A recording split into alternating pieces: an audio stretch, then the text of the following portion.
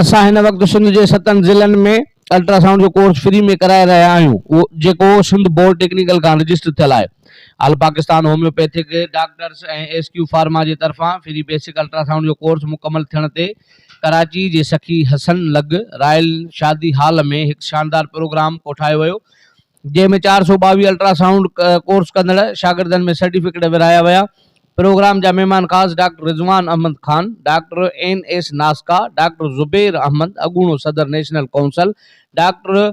सिद्दीक अंसारी मदनी अगूणो member national council हुआ। Chairman APDA doctor Qurban Dahri, general secretary Abdul Razzaq, finance secretary doctor Shumaila Raza ऐं ॿियनि साफ़िन सां ॻाल्हाईंदे चयो त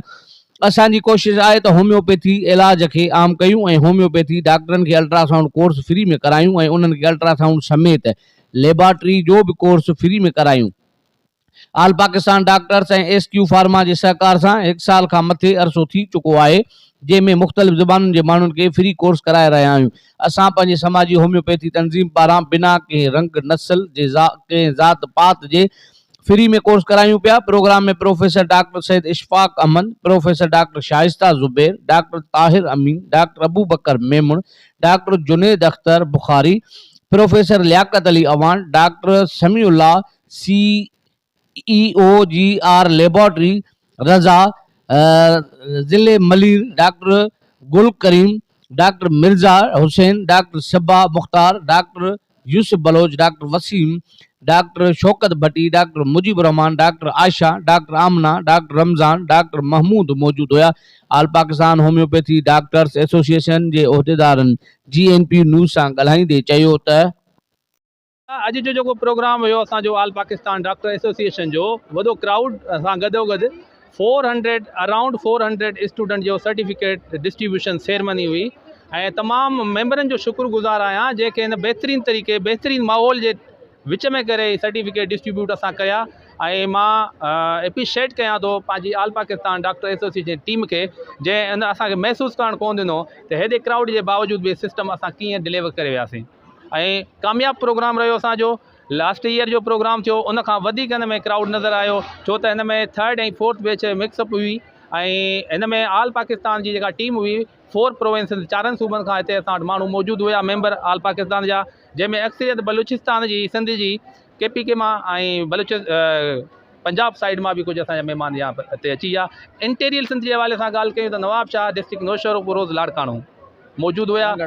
सांगड़ में असांजा काफ़ी दोस्त हुते असां वटि हिते प्रेज़ेंट थिया ऐं पंहिंजी जेको आहे सो हिकु वॉलेंटियर जेको वर्क आहे उनजो सबूत पेश कयो त ऑल पाकिस्तान डॉक्टर एसोसिएशन जेका तंज़ीम आहे उहा बहितरीन वर्क करे सघे थी पाकिस्तान जे हवाले सां, ग़रीबनि जे हवाले सां। फ्यूचर में बि असांजी कोशिशि रहंदी ऐं उन सभिनि खे रिक्वेस्ट कयां थो जीअं अॼु प्रोग्राम सक्सेस थियो आहे, ईंदड़ वक़्त में बि असां सां ईअं गॾु रहनि। पहिरें बि असांजा 2 प्रोग्राम जेका आहिनि उहा थिया आहिनि। छोकिरियुनि जेका आहिनि उन्हनि में घणो आहे, ख़ासि तौर सां इहे कोर्स जेका आहिनि उहा कनि था अल्ट्रासाउंड जा थिए थी, त ईअं ई असांजी नियाणियूं जेका आहिनि जेके जॉब लाइ हींअर इहे कोर्स करे हॉस्पिटल्स में ईंदियूं त लाज़िम सी ॻाल्हि आहे त हिकिड़ो रोज़गार जो हिकिड़ो ज़रियो बि थींदो। त ख़ासि तौर सां मां डॉक्टर कुर्बान साहब जो जेको आहे उहो ॾाढो थोराइतो आहियां त उहे अहिड़ा प्रोग्राम कनि ऐं आईंदा बि अहिड़ा कंदा रहंदा। Secretary of all Pakistan doctors association और SQ अल्ट्रासाउंड ट्रेनिंग इंस्टीट्यूट की प्रैक्टिकल टीचर हूँ। अल्हम्दुलिल्लाह आज ये 2nd एनुअल प्रोग्राम था हमारा SQ अल्ट्रासाउंड ट्रेनिंग इंस्टीट्यूट का और माशाल्लाह से यहाँ पे आज हमने 350 स्टूडेंट्स को माशाल्लाह से अल्हम्दुलिल्लाह सर्टिफिकेट दिया है डिस्ट्रीब्यूशन में और बहुत अच्छा माशाल्लाह प्रोग्राम रहा, सक्सेसफुल प्रोग्राम रहा अल्हम्दुलिल्लाह। और जो है ये प्रोग्राम हमारी सारी वॉलेंटियर्स ने मिलके मैनेज करा था सारा, 1 महीने से हमारी मेहनत चल रही थी इस प्रोग्राम के बारे में। और सबसे ज़्यादा मैं समझती हूँ कि ये हम लोग अकेले कुछ नहीं कर सकते, जब तक हमारी टीम नहीं हो, मजबूत ना हो तो हम लोग काम कभी भी नहीं कर सकते हैं। और आज हमारी टीम ने मिलकर बहुत अच्छा वर्क किया है माशाल्लाह और बहुत सक्सेसफुल प्रोग्राम हुआ है और इंशाल्लाह ताला नेक्स्ट प्रोग्राम भी अच्छा ही होगा। और डायरी साहब को